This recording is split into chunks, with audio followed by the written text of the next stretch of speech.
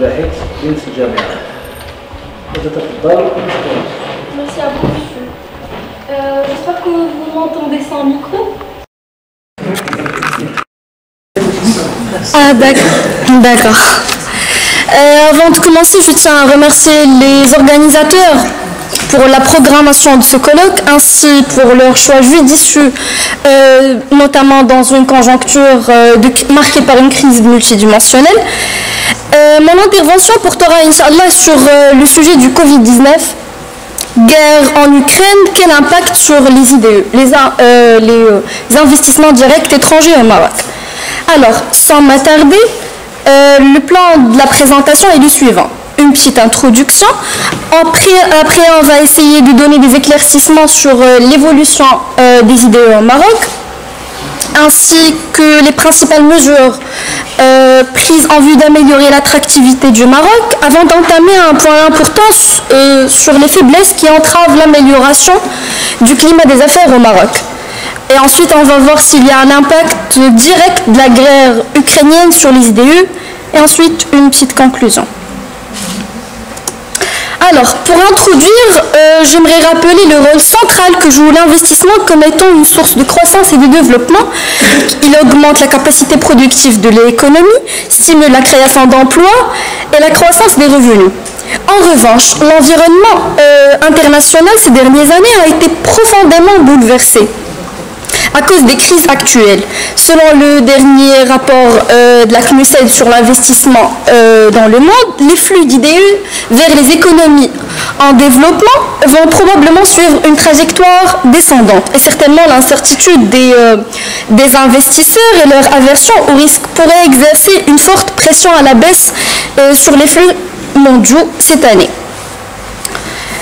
La fragilité et les crises diminuent la capacité des pays à attirer l'investissement. Et l'un des effets à long terme de la crise actuelle pourrait être un changement majeur dans la géographie des activités des multinationales à l'étranger, notamment par le biais d'une révision et d'une réduction de la taille de leur chaîne de valeur mondiale, afin de prémunir contre d'éventuelles perturbations. Pour l'impact immédiat, est une baisse des bénéfices réinvestis dans de nombreux produits de base et de secteurs manufacturiers, ainsi que l'augmentation de ces bénéfices dans le secteur technologique et le secteur de la santé. Dans l'ensemble, on peut dire que la part des bénéfices que les entreprises réinvestissent a tendance à diminuer. Passons ensuite à la partie de l'attractivité des IDE au Maroc. Face aux problèmes que connaissent actuellement le monde, et par conscience de la contribution des investissements directs étrangers à la croissance économique, le gouvernement plaçait l'attraction de ces derniers parmi les priorités économiques du pays. À cet égard, il a déployé d'importants efforts en matière d'instauration d'un climat d'affaires, d'un climat favorable à l'investissement, notamment par la mise en place des nouveaux politiques d'incitation, de promotion et d'attractivité d'IDE. C'est ainsi que la mise en place de la nouvelle charte d'investissement qui va accompagner la relance des différents secteurs d'économie marocaine qui sont impactés par les crises actuelles.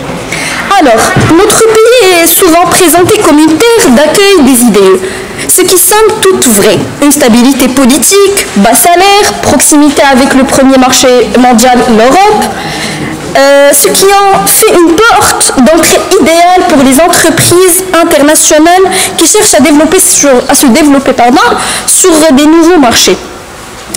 D'autant plus que la région du Maghreb, depuis 2011, est victime d'une instabilité chronique, qui fait que le Maroc est perçu par nos partenaires européens comme un îlot de stabilité et un potentiel considérable de création de richesses.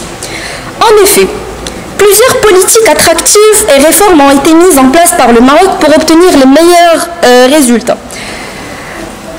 Notamment, on peut parler d'une forte dynamique d'industrialisation. À titre, on peut citer le plan d'accélération industrielle 2014-2020, qui fait de l'industrie automobile le fer de lance de cette dynamique avec un succès avéré en termes d'attractivité des IDE.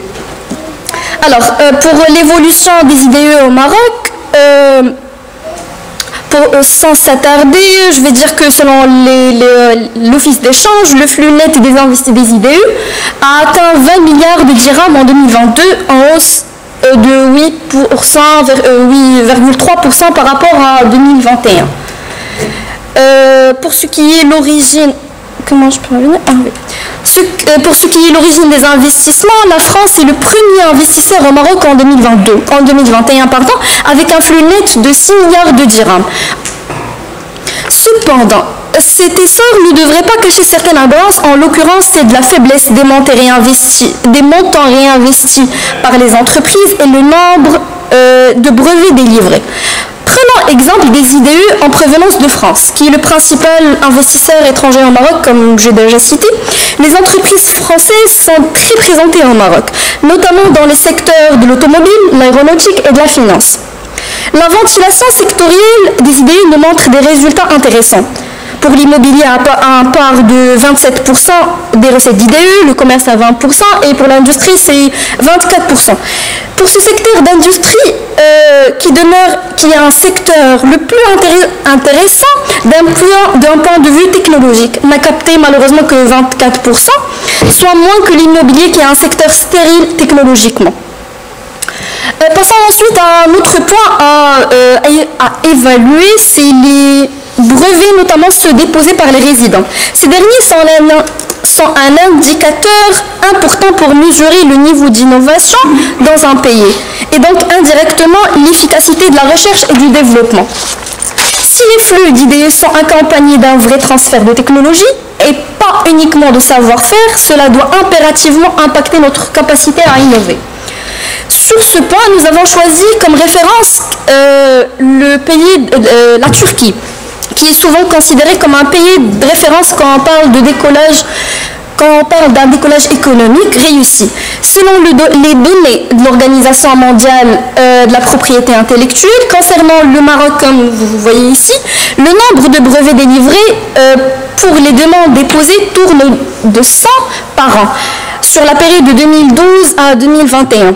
Par contre, en Turquie, juste en 2012, le nombre de brevets délivrés a été de 1057 et atteint en 2021 3377, soit une multiplication par 3 en 10 ans. Ainsi, si le Maroc et la Turquie se posent en concurrence de leur capacité d'attractivité des IDE à destination d'industrie et d'automobile notamment, il paraît évident que les pays qui en profitent le mieux en termes de rattrapage et de la souveraineté technologique, c'est bien évidemment la Turquie. Certes, le taux d'intégration d'industrie automobile a augmenté au Maroc en se situant en 2021 autour de 63%. Notre niveau d'assimilation et d'autonomisation technologique demeure malheureusement nul. Donc il y a une équation simple. Pas de transfert de technologique, pas de brevet, et par conséquent pas de souveraineté technologique. Une autre question centrale à laquelle il faut accorder un grand intérêt lorsqu'on discute des IDE, c'est le taux de réinvestissement des bénéfices générés par les IDE au Maroc. L'un des critères pertinents qui permet de juger la pérennité des IDE dans un pays. Une analyse publiée par le think tank, le Policy Center for the New South, révèle que sur la période de 2005 à 2020, la part des bénéfices réinvestis demeure faible et représente que 12%. Et tout le reste est rapatrié. Cette part est bien en dessous des moyennes constatées ailleurs dans le monde qui est de 33%. Donc, si nous sommes attractifs pour les IDE, nous le sommes beaucoup moins pour les réinvestissements des bénéfices, ce qui révèle beaucoup de travail à faire au niveau de l'amélioration du climat des affaires et d'opportunités d'investissement. Passons ensuite au dernier point, à l'impact de la guerre ukrainienne sur les IDE au Maroc. Il est peu probable que la guerre ukrainienne a eu un impact direct sur les investissements au Maroc, car les deux pays sont situés à des milliers de kilomètres l'un de l'autre et n'ont pas de liens économiques ou commerciaux significatifs. Je je viens de terminer. Cependant, la guerre ukrainienne a eu des effets indirects sur l'investissement au niveau mondial. En particulier, s'il entraîne une hausse des prix en matières premières, comme mon cher collègue a déjà mentionné, des perturbations dans les chaînes d'approvisionnement mondiales ou des tensions géopolitiques plus larges. Selon le rapport de la Banque mondiale sur l'impact de la guerre en Ukraine sur le commerce et l'investissement, la Russie et l'Ukraine ne sont pas des acteurs majeurs dans les réseaux mondiaux d'IDE. La Russie a été la 22e plus grande destination des IDE en 2020 parmi 202 pays. Et le 22e plus grand investisseur à l'étranger parmi 172 pays. Son stock d'IDE entrant et sortant représente 1% du stock mondial. Pour l'Ukraine, a représenté que 0,1 du stock mondial d'IDE entrant en 2020 et son stock d'IDE sortant est négligeable. Et enfin, pour conclure, il est nécessaire de se concentrer davantage sur la maximisation des conditions pour les investisseurs étrangers afin d'accroître leur confiance, la transparence du système de relations entre le gouvernement et les entreprises, réduire la corruption, accroître la transparence du système fiscal et améliorer la réglementation juridique des investisseurs. Je vous remercie.